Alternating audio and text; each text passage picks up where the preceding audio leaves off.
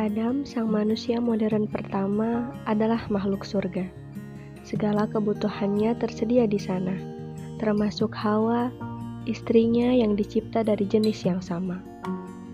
Adam adalah makhluk surga, sebuah taman yang indah di planet bumi yang mempesona. Tak ada planet lain seindah planet surga ini.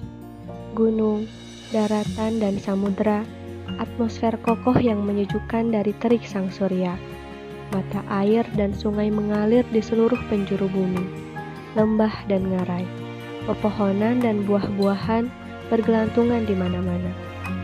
Adam dan Hawa adalah penghuni surga yang tak lain adalah bumi, planet ketiga dalam tata surya ini.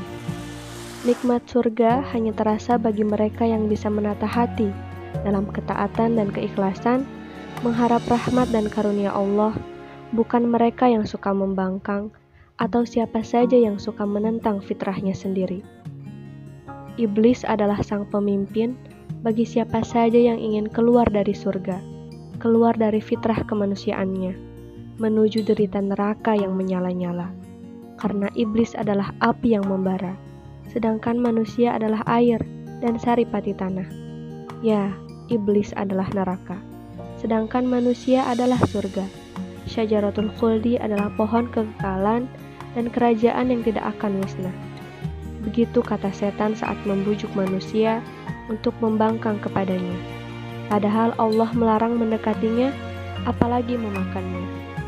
Allah menguji Adam dan Hawa, akankah ia taat dan ikhlas mengikuti fitrahnya agar tetap berada di dalam surga, atau ia membangkang mengikuti iblis dan masuk neraka? Terserah saja. Yang jelas, Allah membuka pintu taubat dan rahmat seluas-luasnya bagi hamba-hamba yang ingin kembali kepadanya, ingin kembali kepada fitrah surganya.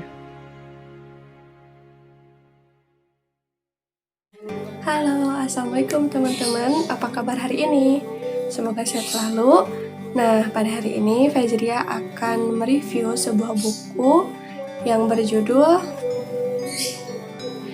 Adam Tak Diusir Dari Surga, karya Bapak Agus Mustafa, dan merupakan serial ke-15 diskusi tasawuf modern.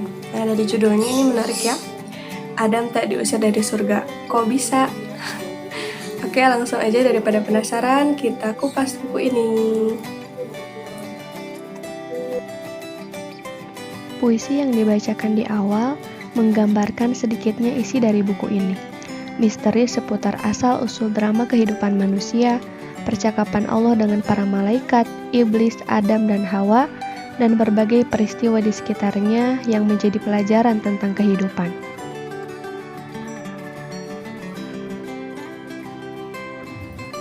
Buku ini diawali dengan menceritakan proses penciptaan Nabi Adam yang merujuk kepada salah satu ayat di dalam Al-Quran, yaitu surat Al-A'raf ayat 11 yang artinya, sesungguhnya kami telah menciptakan kamu sekalian, lalu kami bentuk tubuhmu, kemudian kami katakan kepada para malaikat, bersujudlah kamu kepada Adam, maka mereka pun bersujud kecuali iblis.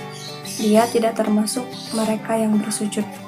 Nah, dalam ayat ini Allah menggunakan kata kami dalam proses penciptaan Nabi Adam. Di dalam Al-Quran, kita sering menemukan Allah kadang menggunakan kata kami ataupun menggunakan kata aku.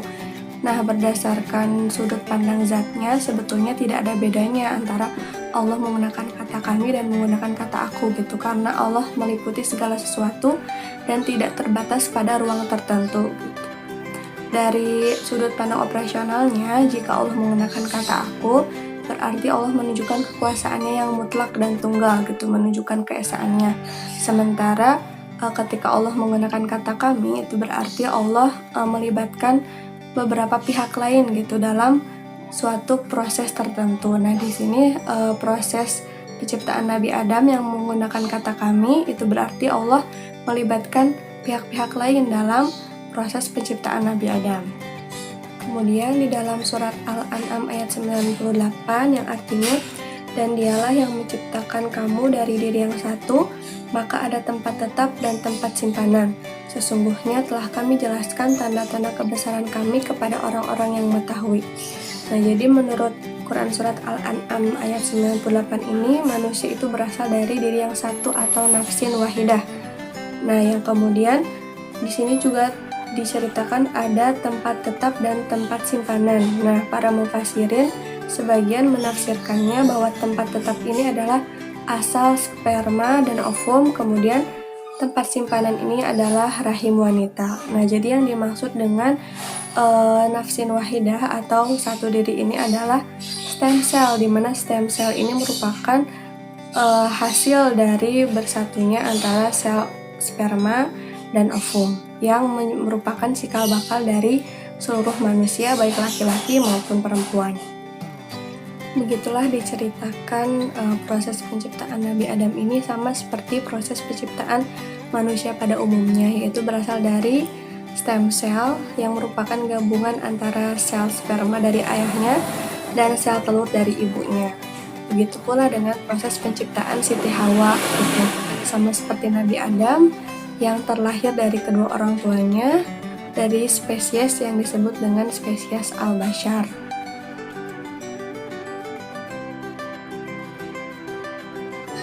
Pada prapenciptaan Nabi Adam, Allah telah memperkenalkan Nabi Adam ini kepada para malaikat, bahwa Allah akan menjadikan seorang khalifah di muka bumi.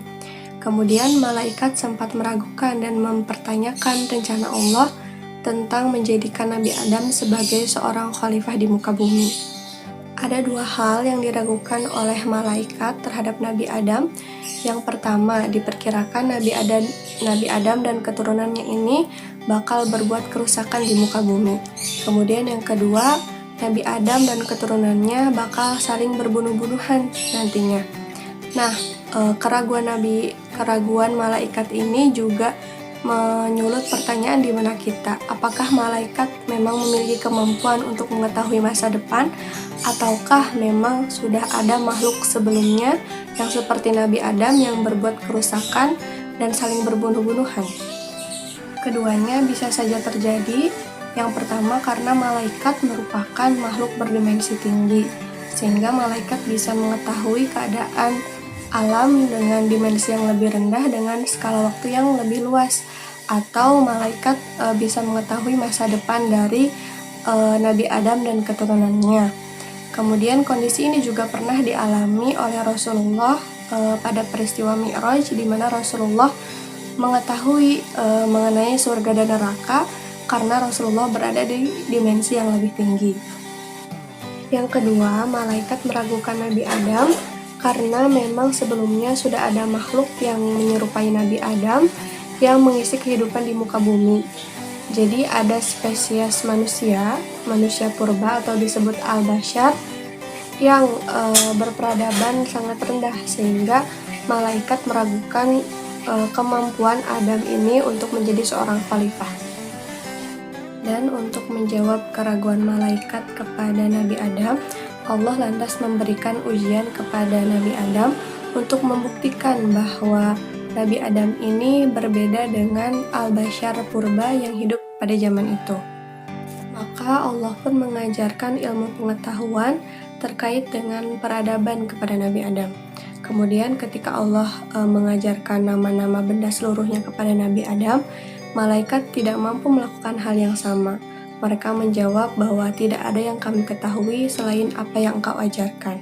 Allah memerintahkan malaikat untuk bersujud kepada Nabi Adam sebagai bentuk penghormatan kepada sang khalifah. Sebagaimana dalam surat Al-Baqarah ayat 34 yang artinya, dan ketika kami berfirman kepada para malaikat, sujudlah kamu kepada Adam, maka sujudlah mereka semua kecuali iblis. Ia enggan dan takabur, dan adalah ia termasuk golongan orang-orang kafir.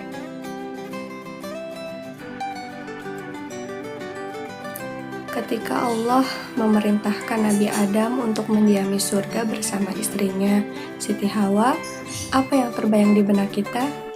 Taman yang indah, tempat tinggal yang mempesona, pohon yang rindang, mata air yang terus-menerus mengalir, makanan dan minuman yang serba ada, pakaian yang indah beserta perhiasannya. Begitulah gambaran surga yang diinformasikan kepada kita lewat Al-Quran.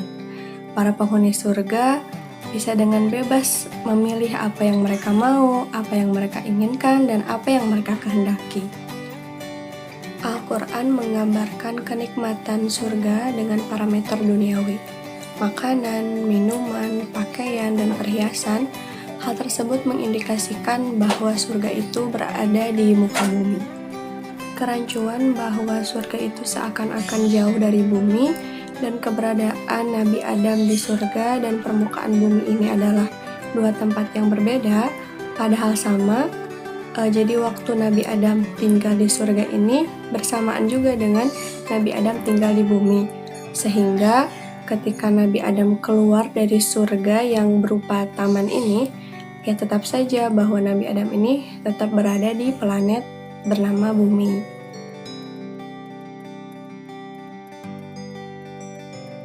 Namun demikian, Nabi Adam tidak diusir untuk benar-benar keluar dari surga.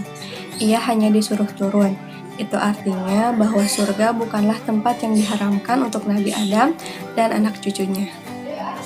Inilah hikmah yang sangat berharga dalam kisah Nabi Adam dan Siti Hawa. Pelajaran untuk kembali ke fitrah, kembali ke habitat asli yang sesungguhnya, kembali ke surga. Banyak hikmah lain dari kisah tentang Nabi Adam dan Siti Hawa. Mungkin teman-teman bisa membaca langsung dari bukunya Adam Tak Diusir dari Surga. Dan dengan membaca buku ini juga teman-teman akan menemukan pandangan-pandangan baru mengenai kisah-kisah Nabi Adam dan Siti Hawa.